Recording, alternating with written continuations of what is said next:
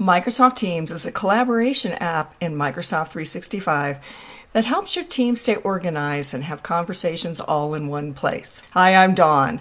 In this training, we'll explore what you need to know to start being productive with Microsoft Teams. Teams brings together chat, meetings, calling, content collaboration, and shared files and apps in a single, secure location. As we continue, we'll look at an overview of the Teams interface, explore Teams and channels, work with chat for informal conversations, learn about scheduling and attending meetings, and also see how you can work with files and apps. The Microsoft Teams interface includes a navigation bar where you'll see notifications about your recent activity, chats, teams, meetings, files, and apps. Let's look first at teams and channels. A team is a collection of people, content, tools, all based on a specific project or group. So here, for instance, is a company-wide team for the Contoso organization. All teams will start with a general channel, and then additional ones can be added as needed. But here we have a team that's more project-based, and unlike the company-wide, not everyone would see this or be involved with this team. Or it might be department-based, such as sales and marketing. Now, as you can see here, teams are made up of channels, and you build those channels by topic, department, projects, smaller work groups, and it could even be for some fun. So channels are really where the real work gets done, where you hold meetings, have team conversations, and share and work on files. You might think of teams as different houses with each channel as rooms in the houses. So let's explore this sales and marketing team in a little bit more detail. And by the way, these teams can be moved up or down in your view so that you can give priority to the ones you want to work with more often. One of the things that will help you in Microsoft Teams is to understand a little bit more about the visual information that we see here. If a channel is in bold, that means that there's been some additional activity since you were last in that channel. Here we see an indicator which is telling us that we've had some @ mentions, that is, some specific mentions to us personally or to that team. The explanation mark indicates that we have a message or conversation that's been flagged as important. If I click on monthly reports, we would see this important message as part of this conversation within this channel. As we continue, I'll show you how to create and manage teams and channels. But for now, let's step back to explore a little bit more about the Teams interface. In the navigation bar, we can see that we have some additional indicators. Activity is showing you everything that's happened on your team and all of your unread messages or replies, mentions, and so on. This number here is simply telling us that this much was missed, or that we've got this much to look at. And then we can follow then this activity to see exactly what happened. And it could be that someone mentioned you or that someone reacted to a post, all of this activity here. So you can make a determination about where you should go next. The nice thing about this activity as well is that there is a filter. So within that, I could type in a specific word that I'm looking for, and notice how that filters down the mentions or the activity, whether or not it's something that I've seen before. Chat is where you can start a conversation with one or more members of your team or organization. This is also where you can make video or audio calls directly from chats. In the calendar, you can view your weekly schedule and easily create new meetings. In calls, if this option is enabled by your organization, you can use this area to call people or sometimes even to capture voicemail. From the files icon, we can then see all the files that have ever been shared by the team. And the apps icon, this gives us the ability to access additional apps that we could run or work with through Teams. The command box at the top of the screen gives us the option to globally search items or people, take quick actions, and launch applications. And then finally, our profile in the upper right-hand corner. This is where you can customize settings, change your status for availability, and have access to other key areas related to you within Teams. So we'll explore some of these options in more detail as we continue our look at Teams. Let's look next at creating and managing teams. In most organizations, everyone can create a team. However, many of the teams you need may already have been created, and so it's a good idea not to have a huge number of teams, which can make it more difficult to bring people together on a common issue. Depending upon your needs, if you have a short-term project, for example, a channel within an existing team might be the best option. But what if you want to join or create a team? We can start this at the bottom where we see this option, join or create a team. Here you see all of the available teams. Teams can be public or private. Public teams in your organization will display automatically. If it's a private team, it's possible that you have received a code to join that, or you may have just been automatically invited to that, and so it would already display in your list of teams. For this, I'll create a team. Next, you have two options. You can build a team from scratch, or you could actually create it from an existing team. That is, it could be a template. If, for instance, you were building a project team, there might already be a structure set up from a previous project you'd worked with. In this case, I'll build a team from scratch. From here, we pick the type of team. Is it private, where people need to be invited to the team or need to request the ability to join that team? It could be public, meaning anyone in your organization can join it. They aren't automatically included, but they would be able to, then they would see that in the search and the ability to join that team. Or is it organization-wide? Everyone in the organization automatically joins it. In this case, I'll make this private, and this is a project team. Once you've added the team name and a useful description, choose Create. Next, we'll add some team members. As you start typing, you'll see any organization members that would match that name or information. It could be a distribution list as well. Now I have my team members.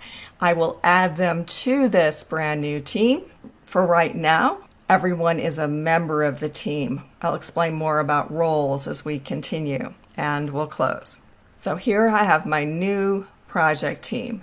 I'll move that up by simply dragging it to make that a little bit more accessible.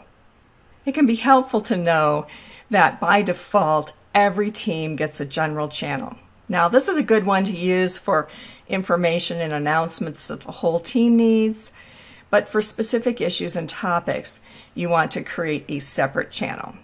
In this general channel, I start a conversation. Now, notice as I click into this, that this could just simply be some standard text, but we have some other options as well. Specific formatting, attaching a file, emoji, GIF, stickers, stream, which gives us the ability to work with videos, to record, praise, and there's even more. And this is a flexibility that we have within Microsoft Teams. For now, I'll put in a standard message, but maybe we want to just brighten that up a little bit with an emoji, and we'll go ahead and either hit enter, or you can click the send arrow on the right. Notice as well that the channels will reflect the activity that takes place. The nice thing about Teams Conversations is that you can actually edit this message. Now, you can only edit your own messages, but that gives us a little bit more flexibility if we forgot to mention something or we have a typo, anything like that. Now, if you hover over the message, one of the things that you might notice here are these reactions. So these are similar to some of the reactions we see in social media platforms. We also have the ...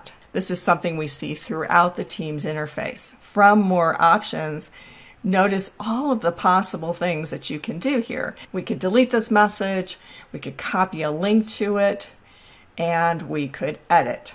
And what I want to do is have an @mention. An @mention is handy in a conversation because it's a way to either flag the entire team, the channel, or even individuals. And this is a way to then further notify those people that there has been some activity. Notice when I type the @ only the team members show up. And I could select one of these individuals so that they are mentioned. But I want this to be for the entire team. For that, I'll type the word team. If you're in a specific channel, and pick this from the suggestions. An @mention could also be @channel. So this would call attention to that new conversation within the channel for anyone who has flagged notifications. Because I'm editing, now my options are a little bit different here, and I'll simply hit the checkbox to say that I'm done. This indicator here tells us that there is an @mention. Over time, existing teams can also evolve. And let's look then at how to manage a team. For the Mark 8 project team, we'll go to the ... for more. And here we have options such as leave the team, we could add a member. For this, I'll manage team. Within a team, there are 3 possible roles: owner, member, guest. Now you must be a team owner to invite guests. If you're creating a team, you automatically become an owner. So we can see that we have multiple owners for this. Owners can add or delete members from a team. They can even delete a team. To help share the load, it's good to have multiple co-owners of a team. That way, if you're not available, other team members can take care of the team. And it's frankly a good practice throughout the use of teams, as owners may leave the organization. But anyone who has access to this team would be able to see who is part of it. And here we can see then the additional members, their role within the organization. And we can also add other members, view the channels that are available in this team. Here you'll see the descriptions, which can be really handy, and explore other information about this team. For my new team, I'd like to add another person to that. And once again, we'll go to the ... for more. And although I could go to Manage Team, here I'll simply choose Add Member.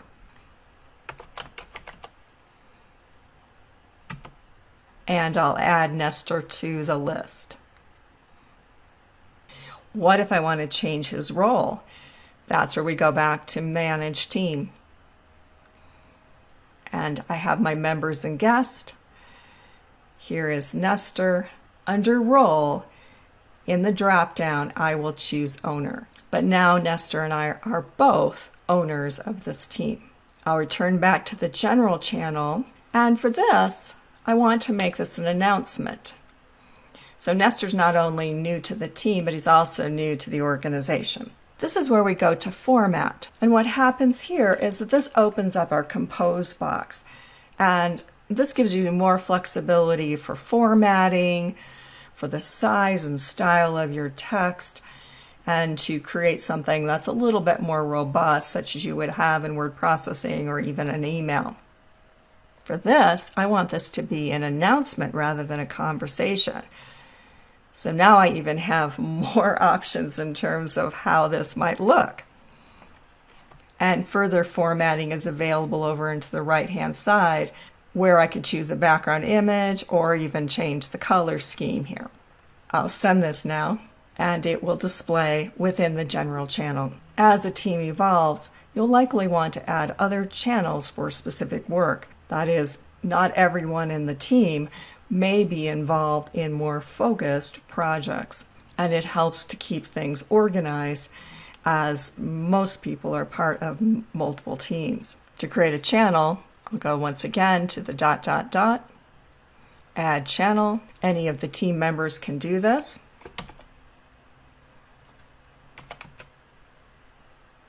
In addition to the channel name and description, another option is the privacy. The default is that this is a channel that everyone on the team is able to see.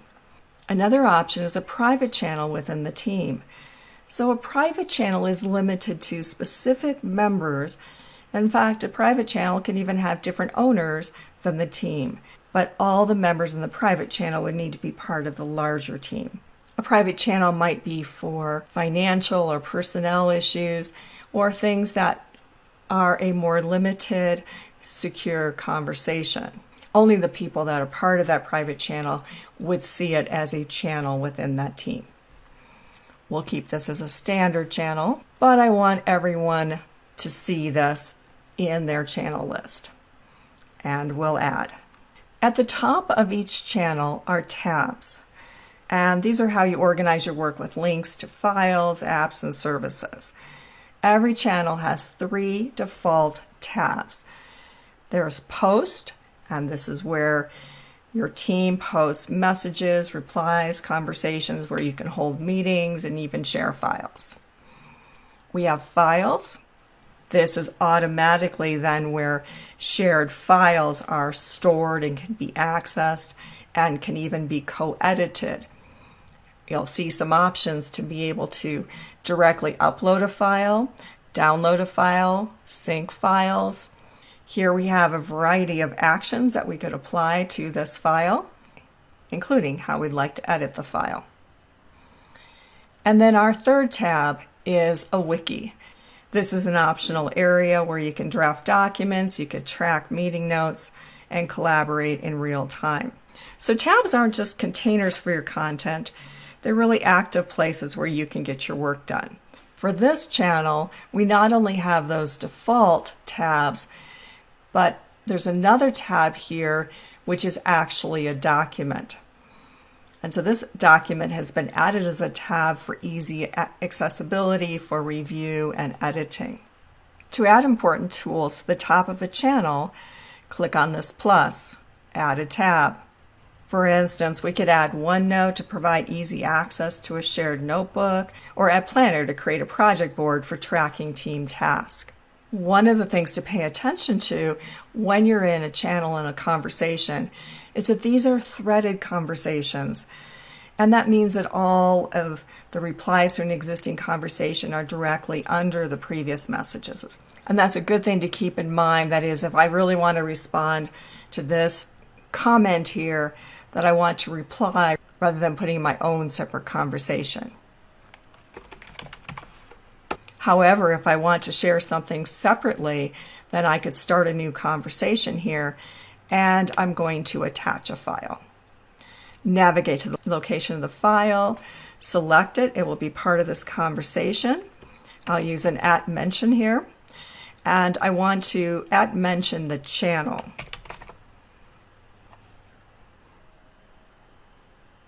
And I'll send that. As we saw earlier, by hovering over an existing message, this is also where we have access to different options for it, including reactions, and those will show up then for that message. As this isn't my message, I can't edit it, but I could mark it or save it, bookmark it. That is a way to save things that are more important or that you want to reference later. Next, let's explore the other collaboration tools of Teams in more detail. Do you want to talk privately with a person or a group? That's where you use chat. This is the more traditional chat that is typically one-on-one. It doesn't have to take place in a team or a channel. I want to start a new chat here, and I could either use the keyboard shortcut Control-N or just simply click on that pencil. And I want this message to go to Alan. I'll hit enter to send that. Notice I have other options. I could have started this as a video call, an audio call if that's supported in your organization. I could start screen sharing. Could add people to this. Or I could even pop out chat, which is a great feature when you might be working on other tasks in Teams or other projects on your computer. If I have Teams minimized, or I'm working on another project, I'll see this notification that Alan has responded to my chat. And now I have an update for that. And depending upon how formal or informal my organization is, then we might add a GIF or something else fun to response.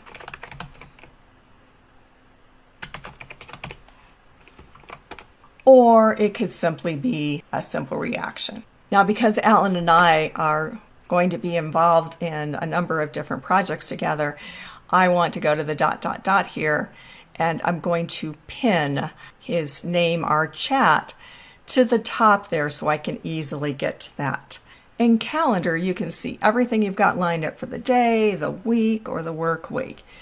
This is easy to change in the upper right-hand corner, where we can select that we might want to see the entire week or focus just on the work week. This is also where we can schedule a meeting, because your meetings list stays in sync with your Outlook calendar, so you always know what's going on. So if I want to schedule a new meeting, I'll simply choose that option here. I'll add a few people to this meeting.